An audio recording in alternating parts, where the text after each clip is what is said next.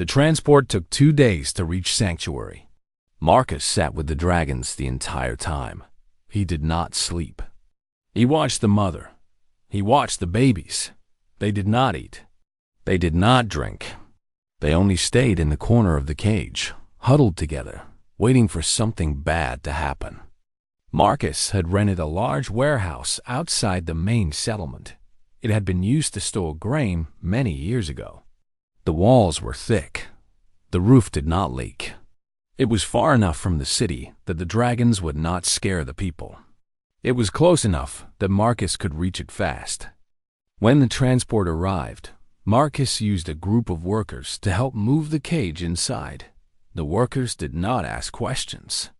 They took their money and left. They did not want to be near dragons. Marcus opened the cage slowly. The mother dragon did not move. Neither did the babies. They were afraid the cage would close again. They had learned not to trust anything. Marcus brought food. He had studied the records from the auction house. Dragons ate meat, but they also ate fish and plants. He set out several types of food on the warehouse floor. Then he left them alone. For the first 3 days, nothing happened. The dragons did not eat. The mother drank water only when she thought Marcus had left. She was afraid he had poisoned it. The babies did not leave her side. They made small crying sounds that cut through the empty warehouse. Marcus slept on the ground near them. Not inside their space, but close enough that they could see him. He wanted them to understand that he was not hunting them. He was not trying to hurt them. He simply wanted them to live. On the 4th day, the smallest baby came forward. She was gold-colored with black spots. Her wings were small and folded tight against her body. She was the baby that the purple alien had wanted to buy, but she had not been sold. She had stayed with her mother. The small baby walked toward the food Marcus had left that morning. She sniffed the fish. She looked back at her mother. The mother dragon watched, but did not move to stop her. The small baby took a bite. The fish was cold, but she was hungry. She ate. The other babies watched. If the small one was not dead, then the food was safe. One by one, they came forward and began to eat. The mother still stayed back, but she watched. She was learning that this human was not like the others. Marcus sat very still. He did not move fast. He did not make loud sounds. He let the dragons eat at their own pace. That night, Marcus named them. The mother was Elena. It was a strong name, and she was strong. She had survived the capture and the auction and the fear. Elena had protected her babies. She was not broken. The smallest baby, the gold one with black spots, he called Grace. She had been brave enough to eat first. She had shown the others it was safe. The largest baby was Lucas. He was dark red and moved like a leader, even though he was young. The other 3 he named Henry, Olivia, and Bennett. 3 strong names for 3 brave little dragons. Each night, Marcus came to the warehouse. He would sit and talk to them in a quiet voice. The dragons did not understand his words, but they understood his tone. He was not like the guards. He was not like the creatures who had bid on them.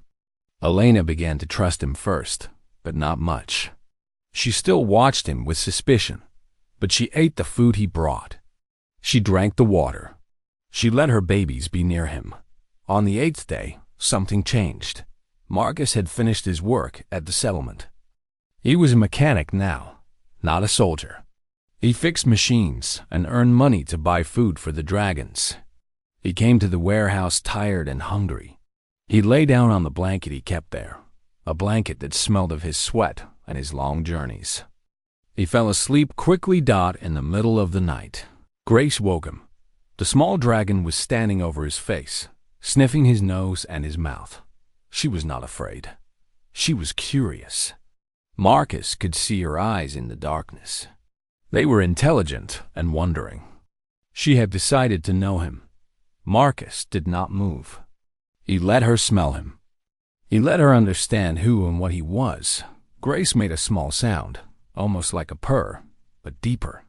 The other babies woke up. They watched Grace touch the human. If Grace was safe, they could be safe. One by one, they came forward. Lucas put his head on Marcus's chest. Henry and Olivia and Bennett curled up around him, using his body for warmth and comfort. Elena stayed back, but she did not pull them away. She watched her baby sleep around the human. She saw how he did not move, how he did not hurt them, how his breathing was calm and steady. For the first time since the auction, Elena felt something besides fear. She felt the beginning of trust. The next morning, when Marcus woke, all 5 babies were still asleep against him. Grace was sleeping with her head on his arm. Lucas had his wing across Marcus's body. The others filled in the spaces between them. Marcus did not move. He did not want this moment to break. He had not felt the weight of another living thing since his last soldier friend had died 10 years ago. Now he had 5 small dragons trusting him with their safety and their rest. Elena watched him from across the warehouse. Her eyes were different now. She had seen her children choose this human. She had seen their fear go away when he was near. She began to understand something that would change everything. This human was safe. This human could be trusted. This human was not like the others. Elena walked forward. She stood over her sleeping babies and the sleeping soldier. She looked at Marcus's face. She saw the scars. She saw the hard lines of a life spent in war and pain. But she also saw something else. She saw a being who had chosen her babies over everything he had. She saw a being who had sat with them in silence, asking nothing, demanding nothing. Elena made a decision. She would accept him, not as an owner, not as a master, but as something else, as a protector. As family. Marcus opened his eyes.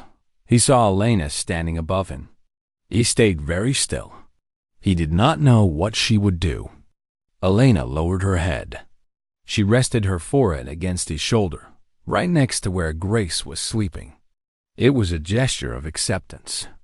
It was a gesture of trust. Marcus felt tears come to his eyes. He did not move. He did not break the moment. He simply lay there with 5 dragons depending on him, and a 6th dragon choosing to stand guard over them all. Outside the warehouse, the sun was rising over Sanctuary. Inside, a new family was being born. Not through accident or law or custom, but through choice. Through the choice of creatures deciding to trust when trust could have killed them. Marcus had been a soldier for 30 years. He had fought in wars that destroyed planets. He had killed aliens that made other soldiers scream. He had watched friends die in the cold dark of space. Nothing surprised him anymore. Nothing made his heart move. But today, standing in the auction hall on Meridian Station, he felt something break inside him. The auction house was large and cold. Lights hung from the ceiling like artificial stars. The air smelled of chemicals and fear. Around Marcus stood hundreds of alien buyers. Some had tentacles instead of arms. Some had eyes that glowed yellow or red. Some smelled like rotting meat. These creatures came to Meridian Station to buy and sell living things. They did not care what those things were. Marcus stood at the back of the hall. He wore his military uniform still, even though he had left the army 5 years ago. The uniform was faded gray, and his face was marked with scars. His eyes were cold and hard. Most aliens moved away from him. The auctioneer was a tall creature with blue skin and 4 arms. His name was Vex. He had been selling exotic creatures for 40 years. He knew how to make buyers excited. He knew what prices made creatures valuable. He did not care about anything except making money. Today, Vex had a special item. He saved it for the end of the auction. The other creatures before it were worth nothing to Marcus. He watched aliens bid on small animals and strange birds. He waited. Then Vex announced the final lot. 2 guards brought out a cage made of metal bars. The cage was large, but it was not large enough for what was inside. A dragon mother sat in the corner of the cage. Her scales were red and gold, but they were covered in dirt and old blood. Her wings were torn and bent. Her eyes were smart and full of pain. Around her, 5 baby dragons stayed close to her body. The babies were small, no bigger than a human child. They trembled and cried without sound. The crowd went crazy. Aliens called out. They wanted the babies. They did not care about the mother. Vex smiled with all his teeth.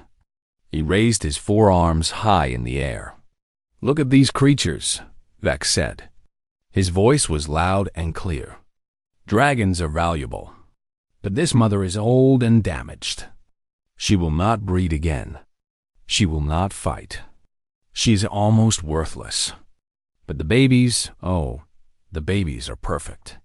Who will buy one? Who will buy 2? The dragon mother moved forward. She made a sound that hurt to hear. It was a growl mixed with a cry. She tried to put her body between the babies and the audience. The guards hit the cage with electric sticks. The mother pulled back, and the babies cried louder. Marcus felt his hands become fists. He felt anger in his chest. Real anger.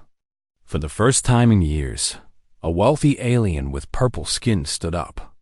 "I will pay 5,000 credits for one baby." The male one. Another alien shouted. 6,000 for the female baby. The smallest one. "She will be easy to train." Vex laughed. It was not a kind laugh. "Yes, yes. These babies will be sold one at a time. The mother we will send to the work camps. She can carry heavy things until she dies." The dragon mother heard this. She did not understand the words, but she understood the meaning. She knew they wanted to take her babies. She knew she would die alone. She made the hurt sound again, and tears came from her eyes. Real tears thought Marcus could not breathe. The bidding continued. One by one, the babies were claimed by different buyers. The dragon mother screamed. She tried to break the cage. The guards hit her again and again with the electric sticks. But she did not stop trying to save her children. Marcus stood up. Something in him had changed. Something old and broken had become sharp and dangerous again.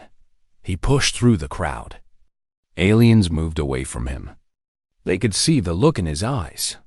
They knew he was not like them. When Marcus reached the front of the auction hall, Vex was counting the bids on his 6-fingered hands. "How much?" Marcus said. "For all of them. The mother and all 5 babies together." The hall went silent. Vex looked at Marcus like he was stupid. "The mother is worthless. No one buys them together. She is damaged goods. The babies are valuable only if sold alone."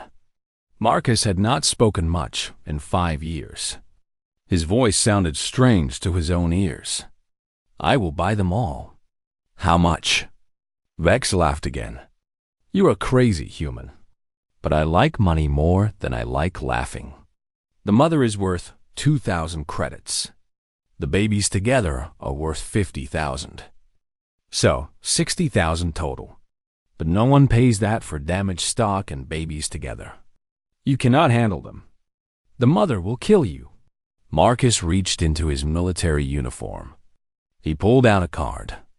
It was connected to his bank account. For 5 years, he had saved his money. He had nowhere to go. Nothing to buy. No one to give it to.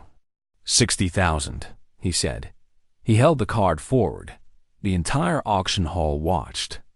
They watched a human soldier offer everything he had for worthless creatures no one wanted. The aliens did not understand. Why would anyone do this? Vex took the card. He used his forearms to process the payment. The money left Marcus's account in seconds. Vex looked at the result on his screen. He had been paid. "It is done," Vex said. "The dragons are yours. The guards will load them in a transport. You have 4 hours to leave this station, human, or we sell you next." The guards brought a large metal cage on a flat machine. They used electric sticks to force the dragon mother and her babies inside. The mother did not fight anymore. She had lost.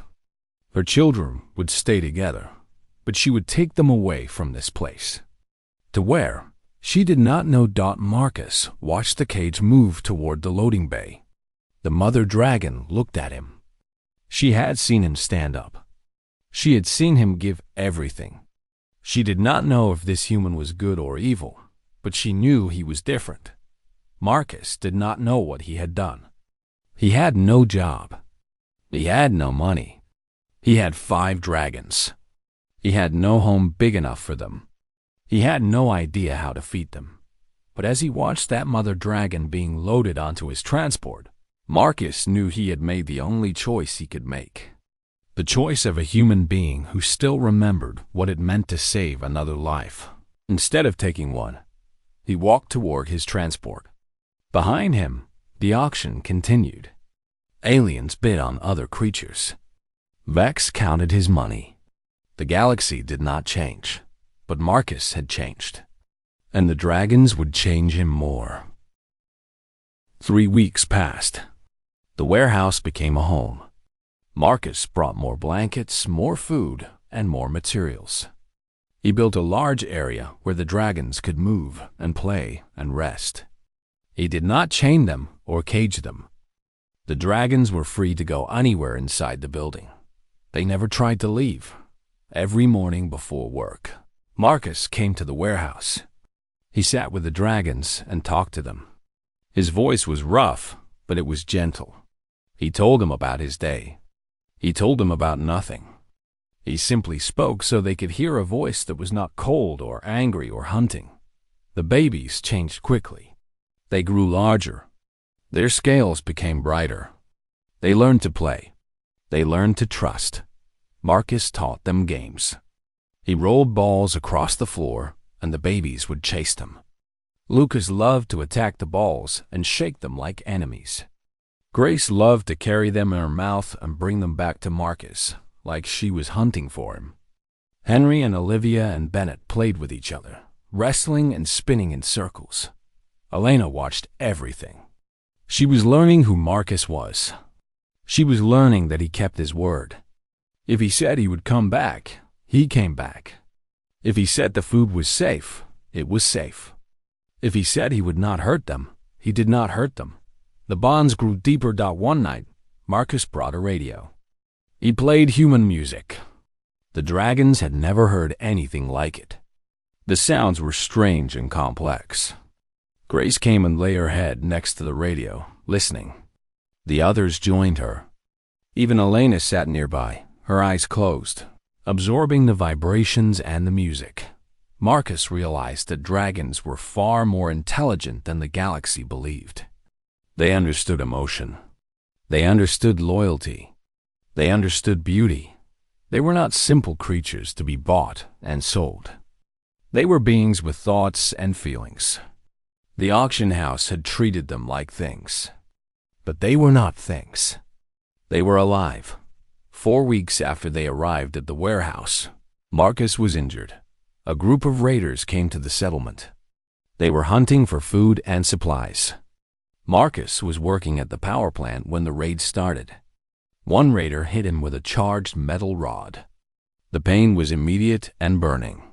Marcus fell to the ground. Blood came from his side. He made it to his vehicle. He drove to the warehouse even though his vision was blurry. Even though every move hurt. He needed to be with the dragons. He needed to know they were safe. When Marcus fell through the warehouse door, he was bleeding badly. The wound was long and deep. He collapsed on the ground, too weak to move. Elena heard him fall. She came to him immediately. The babies stayed back, confused and afraid. Elena saw the blood. She understood that her protector was hurt. She did something that Marcus did not know dragons could do. Elena opened her mouth. A clear liquid came from her teeth and glands. It was not saliva. It was something more. She moved to Marcus's wound and covered it with the liquid. It was warm and thick. The pain stopped. Marcus watched as Elena worked. Her liquid covered the entire wound. It felt cold and warm at the same time. It began to burn, but not with pain. With healing. He could feel his body mending. He could feel the wound closing. The babies watched.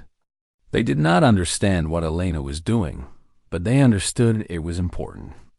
Grace came close and lay down next to Marcus. The others followed. Within minutes, Marcus was surrounded by dragons, protecting him, keeping him warm and safe. Elena lay down at his head, watching him, making sure he was alive. They stayed like that through the whole night. Marcus slept because the pain was gone. Elena did not sleep. She watched the human who had saved her family. She had paid back his kindness with her own body's power to heal. They were connected now in a way that had no name. By morning, the wound was closed. The skin was new and pink, but it was sealed. Marcus could move without intense pain. He could breathe easily. Elena had saved his life, just as he had saved hers. When Marcus stood up, Elena looked at him. He looked at her. Something passed between them. An understanding. An agreement. They were not owner and creature. They were not captive and savior. They were family, and they would protect each other until death came. Marcus went to work that day, but he was different. He understood now what he had done at the auction. He had not just saved 6 lives. He had chosen to become part of a family that had chosen to accept him. Grace had become the bridge. Her bravery to approach him first had taught the others they could trust. Lucas had become the protector of his siblings, staying alert for danger. Henry and Olivia and Bennett had learned loyalty and love by watching their mother and their oldest brother. Elena had shown Marcus what real strength was. Each dragon had given Marcus something, and he had given them something too. He had given them freedom. He had given them safety. He had given them proof that beings could care about each other without owning each other. The days that followed were the happiest Marcus could remember. He would come to the warehouse and find the dragons waiting for him. Grace would run to him first, jumping and making happy sounds. The others would follow. Elena would watch from slightly back, her eyes showing that she approved of their joy. At night, Marcus would sleep surrounded by dragons. He would wake with their warmth around him. He would look at Elena, and she would look at him. No words were needed. They understood each other completely. The settlement began to notice the change in Marcus. He was still quiet. He was still marked by war and pain. But something in him had healed. Something that had been broken for 30 years was becoming whole again. The dragons had taught him that it was possible to start again. It was possible to love and be loved. It was possible to build a new family from the ruins of an old life. And Marcus was only beginning to understand what this family would mean to him, and what he would mean to them in the battles that were coming. 2 months had passed since Marcus brought the dragons to the warehouse. Life had fallen into a rhythm. Work, food, home, family. Each day was simple and good. Marcus did not think about his old life as a soldier anymore. That was dead. This was his real life now. Then the message came from Meridian Station. A trader had been searching for the dragons. He had money from powerful buyers who wanted them. Dragons were rare. Dragons were valuable. And these dragons had somehow survived being separated from other dragons. That made them even more valuable. The trader's name was Krell. He was a Valorian, a species that valued only power and profit. He had learned where Marcus lived. He had sent a message saying he was coming to buy the dragons. He would pay any price. If Marcus refused, there would be other ways to get them. It was a threat. Marcus showed the message to the settlement leader, Captain Stephen Hayes. She was a tough human with gray hair and a rifle that never left her hands. "We will protect you," Hayes said. "You are one of us. These dragons, they are part of Sanctuary now. But neither of them knew if that would be enough. 3 days later, ships came. They were not military ships. They were cargo vessels and hunter ships. 20 of them landed outside the settlement. Alien soldiers came down in groups. They wore armor and carried weapons that could burn through metal. Krell came with them. He was tall and blue-skinned with claws that looked like knives. He had 4 eyes that glowed with cruel intelligence. Krell walked into the settlement center and demanded to see Marcus. The humans let him come. They wanted to hear what he would say. They wanted to know if there was a way to avoid war. Marcus met Krell in the main square. The dragon trader smiled with too many teeth. "I will give you 1,000,000 credits, Krell said. "That is more money than your entire settlement makes in 1 year. I want the dragons. All 6 of them. You will be rich, and I will be satisfied," Marcus said. "No." Krell's smile changed. It became a thing of rage and hunger. "Then I will take them, and you will watch. Or you will die trying to stop me." Marcus said, "I will die trying to stop you." Krell drew a weapon. But before he could fire, Captain Hayes stepped forward with a rifle aimed at his head. Around them, human settlers came from buildings, all carrying weapons. They were not soldiers. They were miners and farmers and workers. But they were willing to fight. "Get off our world," Hayes said. "Or die." Krell laughed. "You have 30 rifles. I have 300 soldiers with pulse weapons. You are already dead." But he was wrong. He did not understand humans. Humans had fought for thousands of years without being the strongest. They had learned how to use terrain, how to think like hunters, how to sacrifice for each other. They had learned that one determined human with nothing to lose was more dangerous than 10 aliens fighting for pay. The battle started when Krell's soldiers tried to move into the settlement. Hayes had prepared traps. The first group of soldiers walked into a hidden ditch with sharpened stakes. The second group ran into a web of small explosives. They did not kill many aliens, but they slowed the advance. The humans fell back toward the warehouse. Marcus did not stay to fight. He ran toward the warehouse and the dragons. He had to protect them. If the aliens took them, his choice at the auction would mean nothing. Behind him, the sounds of weapons fire echoed across Sanctuary. Marcus reached the warehouse and found the dragons waiting. They knew something was wrong. Elena was standing in front of the babies, her body ready to fight anything that came toward them. Grace was calling out, making sounds that Marcus had never heard before. The babies were huddled together, afraid. Marcus closed the heavy doors and locked them. It was not a good defense.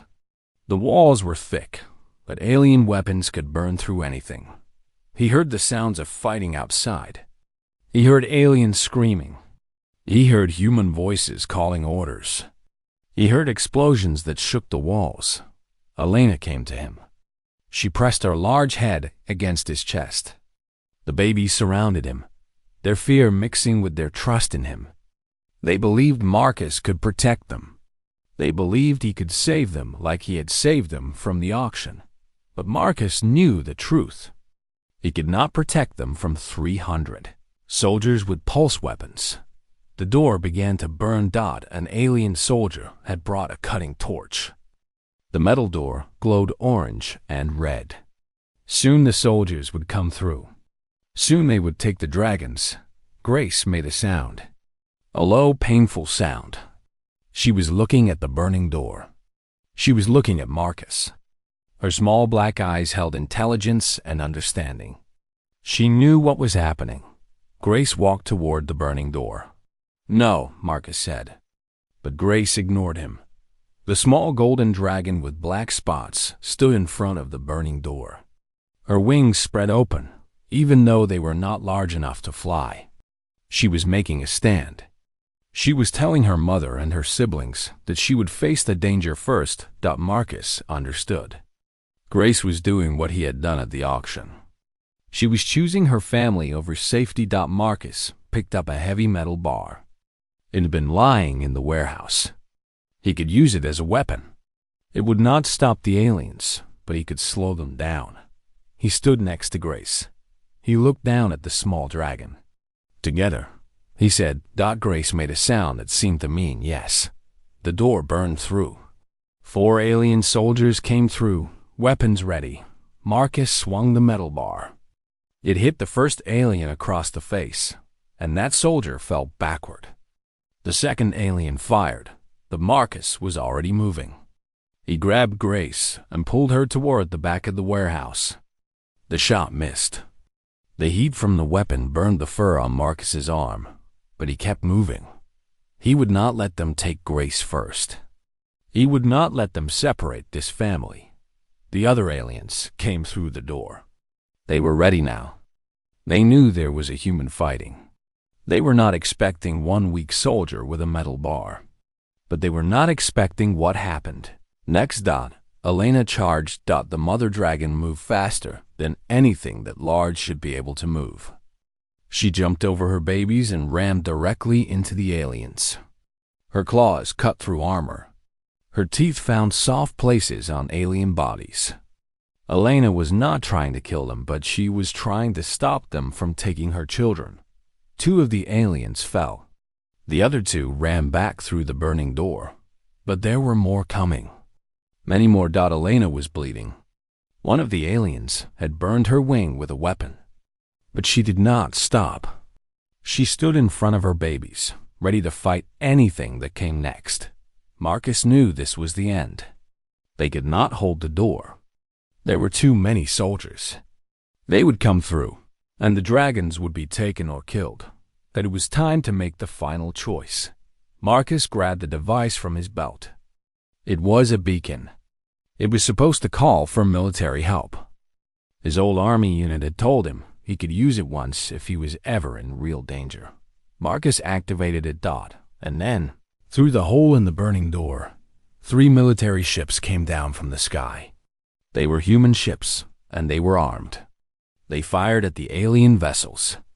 The ships of Krell and his traders began to explode. The battle was over before it had truly started. The humans of Sanctuary had fought hard, but it was the military ships that saved them. It was the humans that Marcus had left behind, the ones who still valued him as one of their own. When the smoke cleared, the warehouse door was not completely burned through. Elena still stood in front of her babies. Grace was still alive. Marcus was still standing. The aliens were dead or running back to their ships. Krell's voice came through a communication device. It was filled with rage. "This is not finished, human. I will find those dragons. I will take them, and I will make you watch as I sell them to beings who will use them in ways that will make you pray for death." Then Krell's ship left. The other traders followed. They had lost the battle. They had lost many soldiers. But they swore to return. Marcus did not care about future threats. He cared about now. He looked at Elena. He looked at Grace and Lucas and Henry and Olivia and Bennett. Grace walked to Marcus. She was not afraid anymore. She had stood with him at the door. She had shown courage. She had proved that her choice to trust him was right. Grace did something she had never done before. She touched her forehead to his chest, then wrapped her small wing around his shoulder. It was the bonding gesture. The dragon gesture that meant family. That meant belonging. That meant forever. Marcus felt tears on his face. The small dragon had claimed him as family, not because he had saved her, but because he had been willing to die for her. The days after the battle were quiet and healing. The settlement came together to repair damage and help those who were hurt. 3 humans had died. 12 aliens had fallen in defense of Sanctuary. The cost had been high, but the settlement had survived. More importantly, the dragons had survived. Marcus was tired. His body hurt from the fight. His arm was burned where the alien weapon had touched him. But he was alive, And so was his family, thought the humans who had fought wanted to know about the dragons. They wanted to understand why Marcus had been willing to die for creatures he had bought at an auction. Some people understood. Some people thought he was crazy. But all of them had chosen to fight beside him, so none of them questioned his choice out loud. Captain Hayes came to the warehouse 2 days after the battle. She found Marcus sitting in the middle of the warehouse, watching the dragons play. Elena was sleeping in the corner. The babies were moving around, healing from their own wounds. The message came through, Hayes said. The military will protect this settlement. They will keep Krell and the traitors away. You are no longer in danger here. Marcus nodded. He was grateful, but his mind was not on the threat. His mind was on the dragons. What will you do? Hayes asked. What I am already doing, Marcus said. I will take care of them. I will make sure they are safe. This is my home now, and they are my family. Hayes smiled. I thought you would say that. She left, and Marcus was alone again with the dragons. 5 days after the battle, the warehouse was repaired. The burned door was replaced with a new one that was stronger. The walls were patched. Everything looked normal again, except for the scars. There were always scars after violence. Marcus was working on a feeding system when it happened. He had built structures to hold food and water. He was adjusting one of the mechanisms when he heard Grace move. The small golden dragon was walking toward him. But she was not walking normally.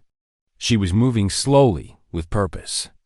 Her wings were held in a particular way. Her head was held high. Lucas followed her. Then Henry, Olivia, and Bennett. They came in a line, like a ceremony, like something formal and important. Elena came last. The dragons formed a circle around Marcus. They were about 3 meters away, but they were facing him directly. All 6 pairs of eyes were looking at him. Marcus stopped working. He felt something important happening. Something that was deeper than food or shelter or safety. Grace moved forward. She walked directly to Marcus and stopped in front of him. She looked up at his face. He looked down at her face. There was nothing but honesty between them. Grace bent her head and touched her forehead to his chest. Then she wrapped her small wing around his shoulder. But this time, it was different. This time, it was a formal gesture. This time, it meant something in the language of dragons that Marcus did not fully understand. But he felt the weight of it. Grace was claiming him. Lucas came forward next. He was larger than Grace now. His scales were dark red and strong. He touched his forehead to Marcus's body, lower than Grace had on Marcus's leg. He wrapped his wing around Marcus's arm. The gesture was the same, but the meaning was deeper because Lucas was the protector of his siblings. If Lucas was claiming Marcus, then Marcus was claiming the role of protector for all of them. Henry came next, then Olivia, then Bennett. Each baby performed the ritual. Each one touched their forehead to Marcus's body and wrapped their wing around him. Each one was saying the same thing. They were saying, "You are family. You are ours, and we are yours, and this is forever." Then Elena came. The mother dragon was the largest. Her scales were red and gold, and marked with the scars of her hard life. She had survived captures and auctions and threats. She had given her body's healing power to save Marcus when he was wounded. She was the strongest of them all. Elena bent her huge head. She touched her forehead to Marcus's chest, directly over his heart. She held it there for longer than the babies had. She was making a promise that went deeper. Then she wrapped her entire wing around his body. Her wing was so large that it covered him almost completely. The message was clear. She was wrapping him in her protection. She was wrapping him in her claim. Marcus stood very still. He did not move. He did not break the moment. He felt tears on his face, but he did not wipe them away. Around him, in the middle of the warehouse on Sanctuary, Marcus was being claimed as family by 6 dragons. Not as owner, not as master, but as one of them. As father, as brother, as protector, as belonging. When Elena stepped back, Marcus finally moved. He reached out and touched her head. He touched each of the babies. He spoke words, simple words, but words filled with truth. "I claim you too," he said. "All of you. You are my family. I will protect you with my life. I will care for you with everything I have. I will never leave you, and I will never let anyone hurt you. This is my promise." The dragons made sounds. Not the fear sounds they had made in the auction house. Not the confused sounds they had made in the early days. But sounds of contentment. Sounds of joy. Sounds that meant home. That night, Marcus slept in the center of the warehouse, surrounded by his family. Elena slept at his head. Grace slept against his right side. Lucas slept against his left side. Henry, Olivia, and Bennett filled in the spaces around them. Marcus felt the warmth of their bodies. He felt the steady rhythm of their breathing. He felt completely at peace for the first time in his life. The next morning, news of the claiming ceremony spread through the settlement. Some humans did not understand. Some thought Marcus had gone crazy. But most understood what had happened. They understood that a man who had given up everything at an auction had been given back something far more valuable. They understood that a soldier who had spent 30 years taking lives had been given 6 new lives to protect. They understood that family was not always born. Sometimes it was chosen. Sometimes it came from the most unexpected places. Sometimes it came from standing in front of an auction block and deciding that mercy was more important than profit. The story spread beyond Sanctuary. It went to other human colonies. It went through the communication networks until it reached the military bases and the trading stations and even some of the alien worlds. The story was simple. A soldier bought 6 dragons at an auction because they would have been separated and sold and destroyed. He brought them home. He cared for them without asking for anything in return. And then the dragons, in their own way, chose to be his family. To some, it was a story of foolish sentiment. To others, it was a story of hope. To still others, it was proof that humans understood something the galaxy had forgotten. The power of choosing love over profit. The power of choosing family over isolation. The power of choosing to save a life instead of destroying it. Marcus did not think about the story much. He thought about the daily things. He thought about making sure the dragons had good food. He thought about Elena's healing wound. He thought about Grace's playfulness and Lucas's loyalty and Henry and Olivia and then its growth and strength. He thought about being a father and a protector. To 6 dragons who had claimed him as family, years would pass. The story would grow and change. But in the warehouse on Sanctuary, the truth remained constant. A man and 6 dragons lived together. They protected each other. They loved each other. They were family. And on quiet nights, when the work was done and the dragons were sleeping, Marcus would sit and look at his family and understand that at the auction block, when he had given everything he had saved, he had actually gained everything that mattered. He had gained a reason to live. He had gained creatures who needed him and who chose him. He had gained the chance to be more than a soldier who had killed and destroyed. He had gained the chance to be a father, and that made everything he had sacrificed worth the price.